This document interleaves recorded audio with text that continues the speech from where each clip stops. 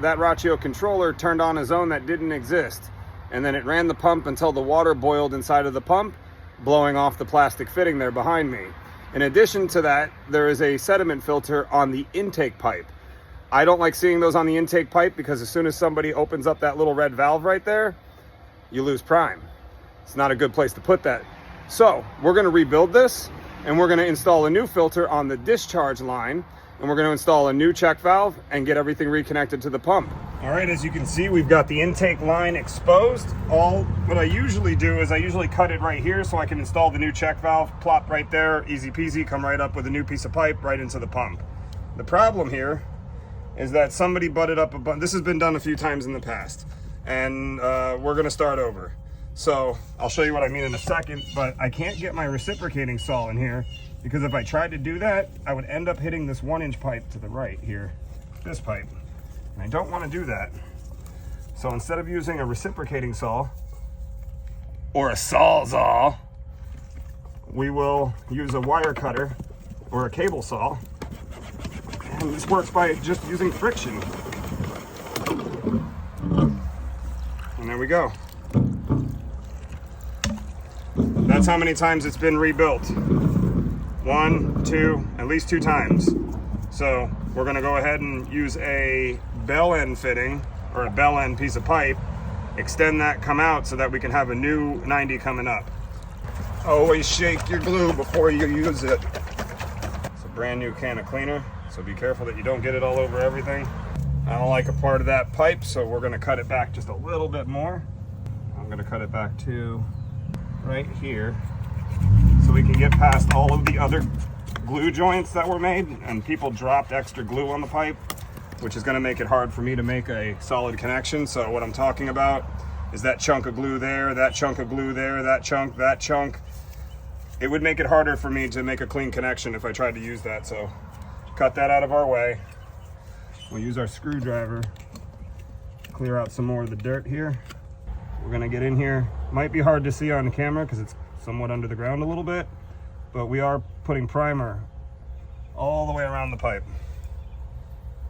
I'm gonna go back in one more time, make sure I get the end. All right, primer's already inside of the pipe, so we'll go ahead and add our solvent glue to the inside of the pipe as well as to the pipe in the ground here, and then install it.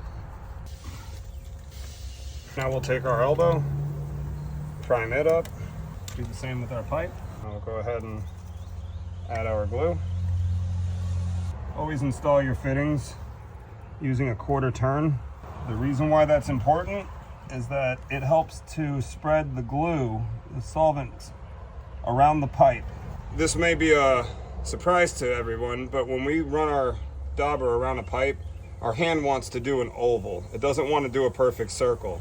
So by turning that pipe or the fitting a 1/4 turn, you're spreading out the solvents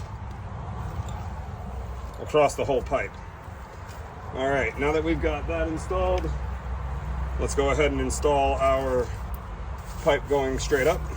We'll use our primer first, then we'll use the solvent.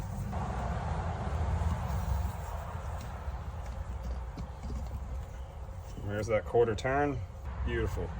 Now I'm gonna have to move the camera so I can cut the pipe and add the check valve and all that fun stuff, but wanted to show you down there how I did that. Once I get the intake done, I'm gonna show you how I'm gonna get that out of the top of the pump there. There's a couple ways to do this. The way that I suggest everybody else do it is to take their blade out of their sawzall or use a small hacksaw blade.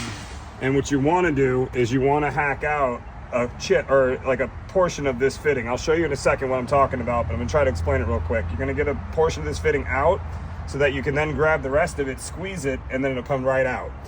Now, you're going to see me do this with the entire sawzall. I have experience doing this. I do not suggest you do this way, unless you have experience and you're really good with a reciprocating saw or a sawzall. So I'm gonna go ahead and start chipping away at one side here. Now you want to make sure you're careful with this and you don't chip into the threads, which is why you don't want to use a reciprocating saw to do this.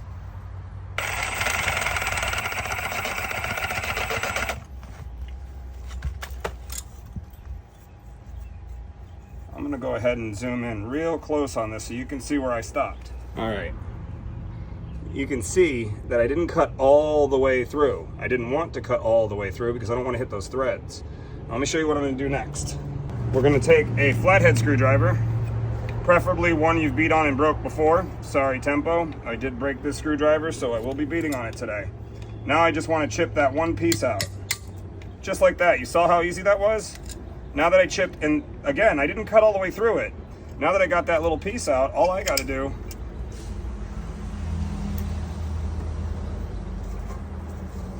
is unscrew it.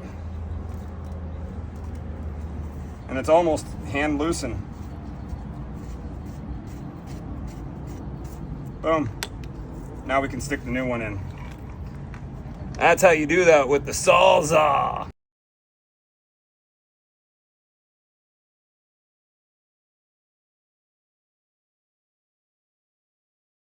Enough with the jokes. The male adapter's out of our way. We can begin the process of rebuilding this discharge. We're going to start by installing a new male adapter, a piece of Schedule 40 1.5" pipe, a new T with a bushing on top to accommodate that hose bib. Coming out of that T, we're going to install another piece of pipe. There it is, all done.